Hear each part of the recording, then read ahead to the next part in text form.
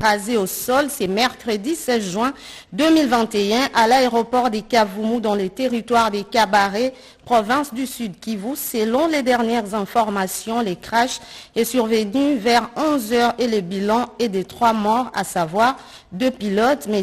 Igor des nationalités russes et le commandant Chris, un Congolais. Il y avait aussi à son bord un passager. Ce deuxième vol relié Bukavu à Chabunda, l'avion a donc raté son décollage. Selon les témoins, c'était un affrété des commerçants sur place à Bukavu.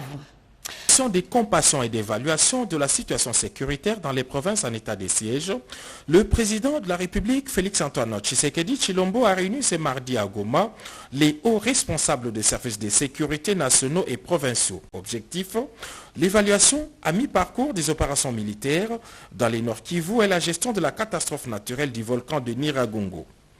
Au sujet des opérations militaires en cours, le commandant suprême des FARDC a été édifié par les rapports opérationnels lui présentés par les chefs d'état-major général et les commandements des opérations en province.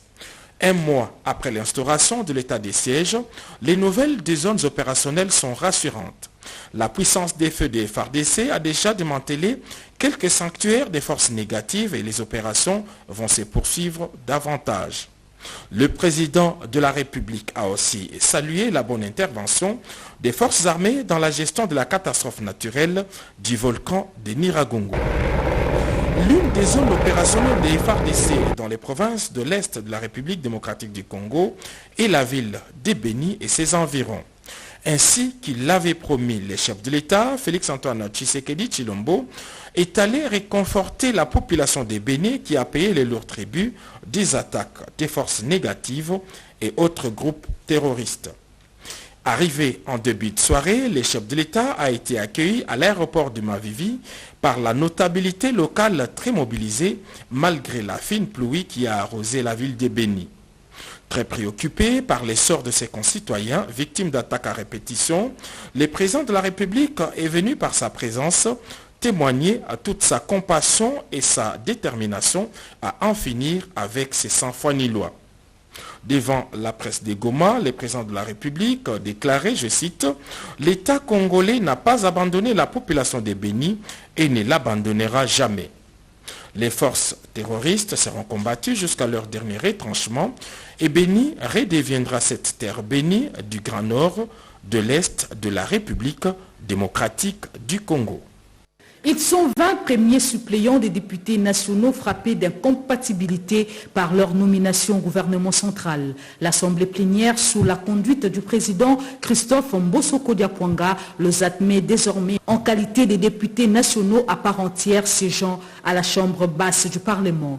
L'option a été levée sur approbation de la plénière de ce mardi 15 juin aux conclusions du rapport de la commission politico-administrative et juridique chargée non seulement de vérifier leur pouvoir mais aussi de le valider. Bien avant, l'Assemblée plénière a rejeté l'examen et vote du projet de loi portant habilitation du pouvoir au gouvernement sur l'état des sièges en seconde lecture après le Sénat. L'Assemblée nationale n'a pas clôturé sa session ordinaire comme l'exige l'article 64 du règlement intérieur et pour cause l'état des sièges déclaré par le chef de l'État Félix-Antoine Tshisekedi Tshilombo dans une partie de la République. Kinshasa, l'épicentre de la Covid-19. Le speaker de la Chambre basse du Parlement a informé les élus du peuple. Désormais, les plénières seront dans un format réduit et les gestes barrières seront stricts. Les yeux de plus d'un Congolais étaient rivés sur le Sénat qui tenait une plénière prévue pour être la dernière de la session ordinaire de mars. L'intérêt était d'autant plus grand que le réquisitoire du procureur général près la Cour constitutionnelle sollicitant l'autorisation de poursuivre les sénateurs Augustin Matata Ponyo et Ida Kamoji était à examiner. Un huis clos de près de 4 heures pour débattre du rapport de la commission spéciale sur la question. Le sénateur Augustin Matata Ponyo a eu le temps de s'expliquer certainement, puis vint le vote dont le verdict des urnes est sans appel. Sénateurs ayant voté pour 46, sénateurs ayant voté contre 49, et un bulletin nul. Par conséquent, le Sénat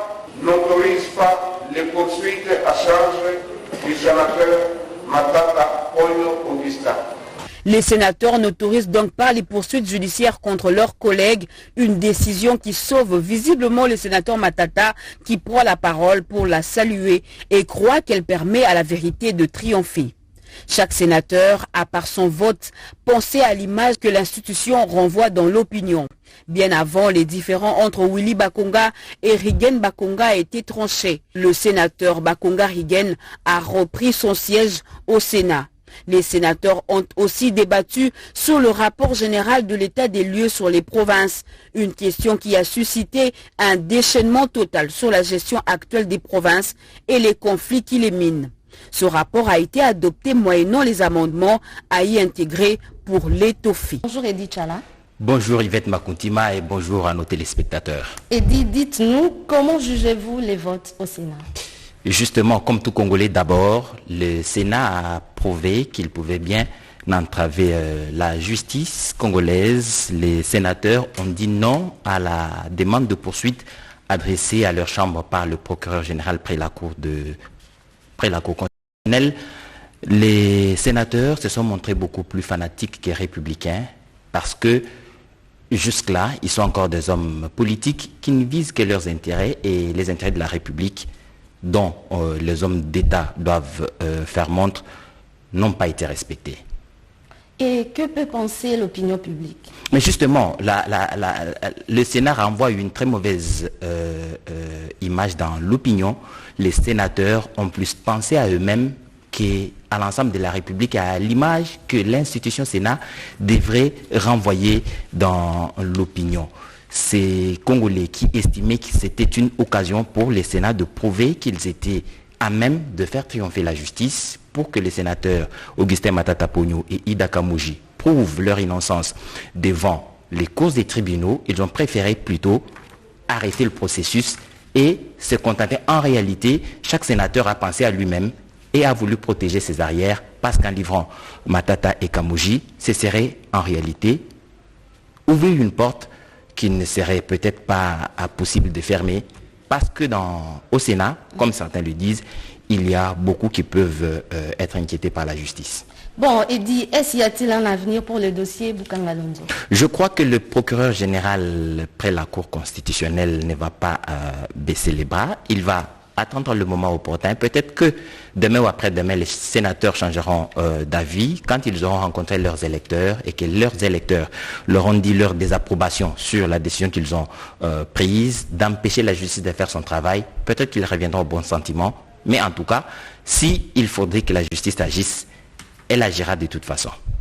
Edith Chala, dites-nous maintenant, le fait que les sénateurs aient voté non, est-ce une entrave à la justice? Bien évidemment, le président de la République, il les recevait il y a quelques jours, en tout cas pour ceux de l'Union sacrée, il leur a dit que celui qui se sent innocent devrait prouver son innocence devant les cours des tribunaux, pas une occasion pour les sénateurs de refuser d'ouvrir la porte de sortir à un sénateur qui serait poursuivi par la justice. C'est donc une véritable entrave et je crois que dans l'opinion qui pensait qu'au Sénat, comme l'inspecteur général des finances l'avait dit, quand on a des casseroles, on traîne des casseroles sales derrière, on va se cacher au Sénat et cela semble se prouver dans une certaine mesure. Si la justice ne peut pas poursuivre ceux qui ont commis des gaffes, ceux qui ont des litiges avec la République, alors l'état de droit voulu par le président de la République est donc très à mal. Merci.